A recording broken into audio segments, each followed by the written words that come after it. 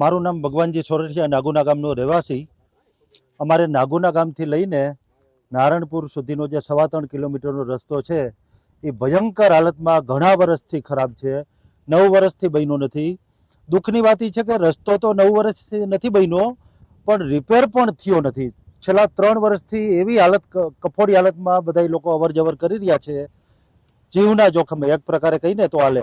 કેમ કે ઘણી વાર અહીંયા પડવાના રેકોર્ડ છે, ફ્રેક્ચર થવાના રેકોર્ડ છે,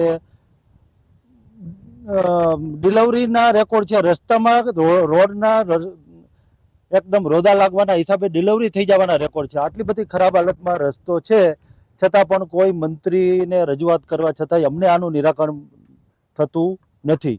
હવે અમારી મુખ્ય એક જ માંગ છે કે વહેલી તકે આ અમારો રસ્તો મંજૂર તો થઈ ગયેલો છે, બને અને તાત્કાલિક ધોરણે રિપેર થાય એવી અમારી માંગ છે. આ રસ્તો અમારો પાછળના આમ ગણતરી કરીને તો 8-10 ગામને રેગ્યુલર જોડતો રસ્તો છે, રોજે રોજ જે અપડાઉન વાળા છે એને, અને બાકી કાલાવડને સીધો જ ટચ કરે છે. નારણપુરથી નાગુના મતવાડ મતિયા થઈને સીધો કાલાવડ રોડને જોડે છે. એટલે ઉપરના જે વેરાવળ, રામપર, રવેસિયા એ બધા ગામના જે આવે અહીંયાથી સીધા જ કાલાવડ રોડે જતા રહીએ. એટલે આ એમ ગણતરી કરીને તો આ 50 ગામને જોડતો રસ્તો છે. પણ મુખ્ય દૈનિક જે અવર જવર કરવા વાળા છે એ 8 થી 10 ગામના લોકો મુખ્ય રોજે રોજ અવર જવર કરે છે, અને છતાં પણ આ રસ્તો બનતો નથી. મારું નામ રાજભા બાપભા જાડેજા, નાગુના ગામનો રહેવાસી. અમારે આ નારણપુરથી નાગુના ગામને જોડતો રસ્તો આજથી 7-8 વર્ષથી આ બિસ્માર હાલતમાં પડ્યો છે. રિપેરિંગ નથી થયો, પણ નવો રસ્તો પણ નથી બનતો. અમારે કાયમી આ રોડ ઉપર અપડાઉન કરવાવાળા અહીંથી અમારે નાગુના ગામ, કોંજા, ચંદ્રાંગા, હર્ષદપુર, સુમરી, બલસાણ, વાણિયા, વાગડિયા, આ લગભગ 7-8 ગામના લોકો કાયમી અહીંથી જામનગર મથક, તાલુકા મથકે જવા માટે અહીંથી ડેલી અપડાઉન કરે. અત્યારે આ રસ્તો એવી પરિસ્થિતિમાં છે કે નીકળાય એમ નથી. એટલા ખાડા ખબડા પડ્યા છે, એટલા બિસ્માર હાલતમાં છે, એટલું પબ્લિક હેરાન થાય છે, વાહનને નુકસાન થાય છે, અને માણસો પડે આખડે છે એને લાગે કરે છે.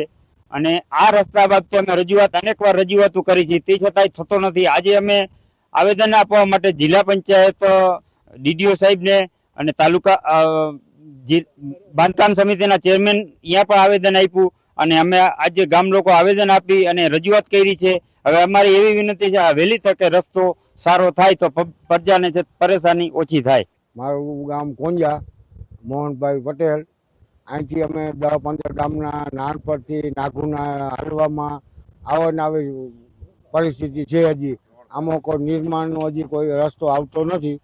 તો વહેલી તકે ચોમાસા પહેલાં જો કાંઈક હમું થાય એવું થાય અને સારો રોડ થાય એવું તો કરો. બાકી આમાં તો અમે કેટલીક વાર તમારી પાસે રજૂઆત કરી અને સાહેબ રૂબરૂ આવી ગાડીઓ ઠેકાઈને લઈ જઈએ, એ બધું જુએ. થઈ જશે તમારું ધ્યાનમાં છે એમ જ જઈએ. શું અમારામાં મોત થઈ જાય એક્સિડન્ટ થાય એટલે, બીજું શું થાય એમાં? સરકારશ્રી દ્વારા આ રસ્તા માટે જોબ નંબર આપવામાં આવેલ છે, અને તેની તમામ તાંત્રિક જે પ્રક્રિયાઓ છે, એસ્ટિમેટ, એની ટીએસ, એનું ડીટીપી, ટેન્ડર, બધી પ્રક્રિયાઓ પૂર્ણ થઈ ગઈ છે.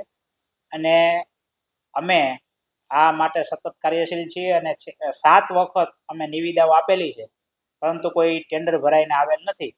છેલ્લી પ્રયત્નમાં એક એજન્સી દ્વારા ટેન્ડર ભરાઈને આવેલ હતું, પરંતુ તેમનું સર્ટિફિકેટ નાખવામાં આવેલ નહોતું, એટલે ટેન્ડર રિજેક્ટ થયેલ છે.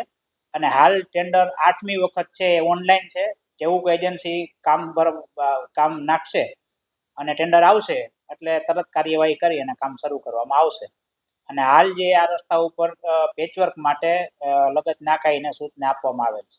સાંજ સમાચાર ફેસબુક પેજને લાઇક કરો, વિડીયો શેર કરો, અને વધુ વિગતવાર સમાચાર માટે sanssamachar.net વિઝિટ કરો.